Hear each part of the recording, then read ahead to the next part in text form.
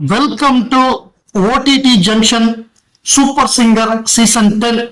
So ஒவ்வொரு முறையும் பக்தி ரவுண்ட் வரும், பக்தி திருவிழா சுற்று அப்படின்னு சொல்லுவாங்க. இந்த முறை வந்திருக்கு. ஸோ அது வந்தாலே நமக்கு தெரியும், TL மகராஜன் வருவாரு, வீரமணி ராஜு வருவாரு, கோவை கமலா இவங்கெல்லாம் வருவாங்க. ஸோ அதே மாதிரி அவங்க எல்லாம் வந்திருக்காங்க. ஸோ இந்த பக்தி சுற்றுலா என்ன ஸ்பெஷல் அப்படின்னா, எல்லா பாடகருமே பக்தி பாடல் தான் பாடுறாங்க. அதுல குறிப்பா வந்து ஒரு 4வது ப்ரமோ, அந்த ப்ரமோவை பொறுத்தவரைய பார்த்தோன்னே ரொம்ப நிகழ்வா இருந்தது. அதுல சஞ்சீவ் பாடினார். முதல் பாட்டு வந்து சஞ்சீவ் பாடுறாரு, பகவான் சரணம் பகவதி சரணம் சரணம் சரணம் ஐயப்பான்னு அவர் பாடுறாரு. ஸோ அது நமக்கு ஒன்றும் ஆச்சரியமா இல்லை சஞ்சீவ் பாடுறதுல.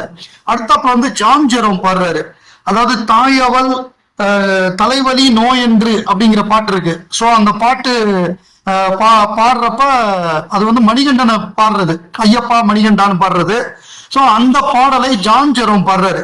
நமக்கு ஏற்கனவே தெரியும், KJ ஜேசுதாஸ் அவர்கள் வந்து அவர் பீயிங் ஏ கிறிஸ்டினா இருந்தா கூட அவர் வந்து ஐயப்பன் பாடல்கள் அதிகமா பாடினது ஜேசுதாஸ் தான். அதுவும் ஐயப்பா மலையிலேயே அவரோட பாடல்கள் ஒலிக்கும் அப்படிங்கிற அளவுக்கு வந்து அவர் ஹரிவராசனம் பாடுவாங்கங்கிற லெவலுக்கு வந்து அந்த லெவல்ல பெயர் பெற்றவர். ஸோ ஏற்கனவே அவர் ஒரு பெஞ்ச் மார்க் செட் பண்ணியிருக்காரு. இசைக்கு வந்து மதம் மொழி எதுவுமே கிடையாது அப்படின்னு. ஈவன் தென் ஒரு டிவோஷனல் ரவுண்டுங்கிறப்ப ஜான் ஜெரோம் நினைச்சிருந்தா ஒரு இயேசுநாதர் பாடலோ இல்ல மேரி அன்னை பாடலையோ சூஸ் பண்ணி பாடிருக்கலாம். பட் அவர் அப்படி சூஸ் பண்ணாமல், நானும் ஒரு இசைக்கு வந்து எந்த விதமான மதம் ஆச்சரியமும் கிடையாது, எம்மதமும் சம்மதம் அப்படிங்கிற ஒரு எண்ணத்துல வந்து அவர் பாடினார் பாருங்க ஒரு ஐயப்பன் பாடல. ஸோ அந்த இடத்துல வந்து அவர் வந்து உயர்ந்து நிற்கிறார். ஸோ ஒவ்வொரு முறையுமே நல்ல பாடலா சூஸ் பண்ணி பாடுறாரு, நல்ல மெலடி. இப்ப கூட அவர் ஒரு மெலடியை தான் சூஸ் பண்ணியிருக்காரு, அருமையா பாடியிருக்காரு. அதாவது மதச்சார்பின்மை, எம்மதமும் சம்மதம் அந்த மாதிரியான ஒரு விஷயத்த வந்து வலியுறுத்துற மாதிரியான ஒரு பாடலா அது அமைஞ்சிருக்கு. அவருக்கு நம்முடைய வாழ்த்துக்கள். வர வாரம் சாட்டர்டே சண்டே நடக்க போற பக்தி திருவிழா சுற்று February 10th 11th. ஸோ அந்த சுற்றுக்கான முதல் ப்ரமோவை பார்த்தோம் அப்படின்னா, அது வந்து 4 பாடகர்கள் 4-5 பாடகர்கள் பாடுறாங்க. அதுல 4 பர்ஃபார்மன்ஸ் தான் நமக்கு காமிக்கிறாங்க, மீதியெல்லாம் பின்னாடி மியூட்ல காமிக்கிறாங்க. முதல்ல வந்து லின்சி பாடுறாங்க, பெரம்பலூரை சேர்ந்த லின்சி. இவங்க வந்து கருப்பசாமி பாட்டு, கருப்பசாமி பாட்டுனாலே அது வந்து ரொம்ப ஆக்ரோஷமா இருக்கும். இவங்களும் ரொம்ப ஆக்ரோஷமா உக்ரமா இருக்கக்கூடிய ஒரு பாடலை தான் சூஸ் பண்ணி பாடுறாங்க. அது பாக்குறப்பவே நமக்கு வந்து ஒரு பரவசமா இருக்கு, பக்தி பரவசம் அப்படின்னு சொல்ற மாதிரி இருக்கு. அதுக்கப்புறம் சினிமா பாட்டு, அது வந்து நம்ம ஜீவிதா, திருவண்ணாமலை ஜீவிதா மற்றும் பத்மஜா 2 பேர் சேர்ந்து பாடுறது வந்து பாளையத்தம்மா பாச விளக்கு அப்படிங்கிற பாட்டு. அதுல குறிப்பா ஜீவிதா பாடுறதுதான் நமக்கு காமிக்கிறாங்க. ஜீவிதா ரொம்ப நல்லா பாடுறாங்க, ஒவ்வொரு முறையும் இவங்க சிறப்பா பாடுவாங்க. அவங்க வாய்ஸும் அவ்வளவு இனிமையா இருக்கும், ரொம்ப அழகா பாடுறாங்க. அவங்க பாடுறதுக்கு பாராட்டு கிடைக்குது ஜட்ஜஸ். அதுக்கப்புறம் அம்மன் பாடலை வந்து தன்ஷீரா பாடுறாங்க. பீயிங் அ முஸ்லீம், ஒரு இஸ்லாமிய சகோதரியா இருந்தாலும் அவங்க வந்து ஒரு அம்மன் பாடலை பாடுறது வந்து நமக்கு ஒரு ஆச்சரியத்தையும் ஒரு மகிழ்ச்சியையும் கொடுக்குது. ஸோ அருமையா பாடினாங்க, பிரமாதமா இருந்தது அவங்க பாடினது. அதை வந்து கோவை கமலா பாராட்டினாங்க. அதுக்கப்புறம் விக்னேஷ் ஓம் சிவோம், நம்ம இந்த படம் நான் கடவுள் படத்துல இருந்து ஓம் சிவோம் அந்த பாட்டை பாடினாரு. அந்த பாட்டு பாடின உடனேயே அந்த நடுவரா வந்திருக்கக்கூடிய ஒரு பாடகர் வந்து, என்னுடைய அடுத்த ஆல்பத்துக்கு ஒரு பாடகர் கிடைச்சாச்சு, அவர் ஒரு கம்போசரா இருக்கணும்னு நினைக்கிறேன். அவரோட பேர் எனக்கு தெரியல, மற்றவங்க பேர்லாம் தெரியும், கோவை கமலா, TL மகராஜன், வீரமணி ராஜு, இவரோட பேர் தெரியல. ஸோ நிகழ்ச்சி பார்க்குறப்ப நம்ம தெரிஞ்சுக்கலாம். ஒரு கம்போசரா இருக்கணும், எனக்கு என்னுடைய அடுத்த ஆல்பத்துக்கு ஒரு பாடகர் கிடைச்சிட்டாரு அப்படின்னு சொல்லி விக்னேஷா பாராட்டுறாரு. ஸோ அது வந்து ஒரு சிறப்பா இருக்கு. அடுத்த ப்ரமோ அப்படிங்கிறது வந்து கானா சேட்டு. இவர் வந்து கானா பாட்டு பாடக்கூடியவர்.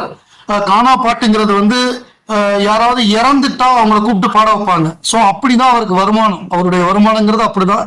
ஸோ இப்போ வந்து அந்த கானா பாட்டை மெயின் ஸ்ட்ரீம்ல கொண்டு வரணும் அப்படின்னு சொல்லி விஜய் டிவி வந்து கடந்த ஒரு 4-5 வருஷமாவே ரேப்பா இருக்கட்டும், கானா பாட்டா இருக்கட்டும், மக்கள் இசை பாடலா இருக்கட்டும், எல்லாத்தையுமே கொண்டு வராங்க. அதுல கொண்டு வந்து டைட்டிலும் செந்தில் கணேஷ் ஜெயிச்சு இன்னைக்கு உலகம் ஃபுல்லா போய் பாடிட்டு இருக்காரு. அது விஜய் டிவி பண்ண மிகப்பெரிய ஒரு சர்வீஸ்னே சொல்லலாம். ஏன்னா முறைப்படி கர்நாடக சங்கீதம் கத்துக்கிட்டு அல்லது லைட் மியூசிக் பாடுற ஆட்களை மட்டுமே கூப்பிட்டா இந்த மாதிரி திறமைகளுக்கு இடம் இல்லாம போயிடும். ஒரு மியூசிக் டைரக்டர் இருப்பாரு, அவரோட பையன் இருப்பாரு, அவர் கார்ல போயிட்டு ஜாலியா கர்நாடிக் மியூசிக் கத்துட்டு வந்து பாடுவாரு. அதுவும் கஷ்டம் தான், அதுவும் ஈஸி கிடையாது. எல்லாருமே கத்துக்கிட்டு தான் பாடுறாங்க. ஒரு மியூசிக் டைரக்டரோட பையனா இருந்தா அவர் மியூசிக் கத்துக்க கூடாதுன்னு இல்லை, அது ஒரு வகை. பட் எதுவுமே இல்லாம லைஃப்ல ஒண்ணுமே இல்லாம ஜீரோல ஆரம்பிச்சு அவங்க அப்பா வந்து பாட்டில்னா ரோட்ல வந்து பாட்டிலு அந்த குப்பையில இருந்து இது பண்றத பொறுக்கி அதை போட்டு அதன் மூலமா வர்ற வருமானத்தை வச்சு வீட்டுக்கு கொடுக்குற ஆளு. இவரால வந்து ஒரு 5000 கூட சம்பாதிச்சு கொடுக்க முடியல வீட்டுக்கு. அப்படி இருக்கிறப்ப இவருக்கு ஒரு குழந்தை பிறந்திருக்கு. என்ன பண்ண போறோங்கிற மாதிரி இருக்கிறப்ப இவருக்கு ஒரு சூப்பர் சிங்கர் வாய்ப்பு கிடைக்குது. இதுல வந்து இவர் நல்லா பெர்ஃபார்ம் பண்றாரு. இனிமே இந்த மேடை வந்து இந்த பிரபலம் வந்து என்னை காப்பாத்தும், இனிமே நான் வாழ்க்கையில வந்து ஜெயிச்சிருவேன், நான் பண்ற எந்த இதையும் என் பையன் கஷ்டப்படக்கூடாது, என் பையனை நல்லபடியா வளர்க்கணும் அப்படின்னு சொல்லி அவன் பையனை கூட்டு வந்து அவன் பையனுக்கும் பேர் வச்சு எல்லாருமே அவங்கவுங்களோட முடிஞ்ச உதவிகளை அவருக்கு டிஎல் மகாராஜன் 5100 ரூபா கொடுத்தாரு. சில பேர் வந்து கோல்டன் செயின் போடுறாங்க. சோ அந்த மாதிரி ஒருத்தருக்கு ஒருத்தர் உதவுறது தானே சமூகம். கை தூக்கி விடுற கீழே இருக்கிறவன கை தூக்கி விடுறது தானே சமூகத்தோட முக்கியமான கடமை. அப்புறம் எதுக்கு அதை சமூகம் அப்படின்னு நம்ம சொல்றோம். சோ அந்த ஒரு விஷயத்த வந்து கானா சேட்டுக்கு எல்லாருமே சேர்ந்து பண்றாங்க. சோ அதனால வந்து அதாவது எல்லாமே முறைப்படிதான் கத்துக்கணும், எல்லாமே அப்படி இல்லாம ஒருத்தன் ஜீரோல இருந்து மேல வரலாம், அவனுக்கு வந்து இந்த சமூகம் கை கொடுக்குங்கிறதுக்கு உதாரணம் இந்த கானா சேட்டு. அவர் மேலும் மேலும் சிறந்த சிறந்த பாடல்களை பாடி அவர் வந்து நல்லபடியா வரணும். அவர் வந்து சிவனை பத்தி தான் பாடுறாரு. சோ அந்த பாட்டும் நல்லா இருக்கு. கானா பாட்டுல இருந்து வெளியில வந்து ஒரு பக்தி பாடல ஒரு சிவன் பாட்டு பாடுறாரு. சோ இது வந்து அவருக்கு ஒரு மிகப்பெரிய திருப்பு முனை. அவர் பையன் பிறந்தது அவருக்கு ஏற்படுத்தும் அப்படின்னு நம்ம வாழ்த்துவோம். ஒரு கதையோ அல்லது ஒரு திரைப்படமோ நம்ம பாக்குறப்ப அது முடிவுல வந்து நல்லவன் வாழ்வான், திறமை உள்ளவன் ஜெயிப்பான் அப்படின்னு ஒரு முடிவு இருந்தாதான் நமக்கு ஒரு நம்பிக்கை பிறக்கும்.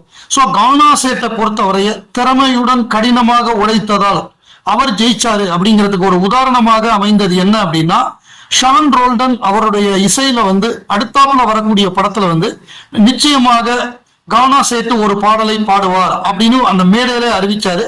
சோ அவருடைய வெற்றி ஆரம்பம் அப்படிங்கிறது வந்து பிரகாசமா தெரியுது.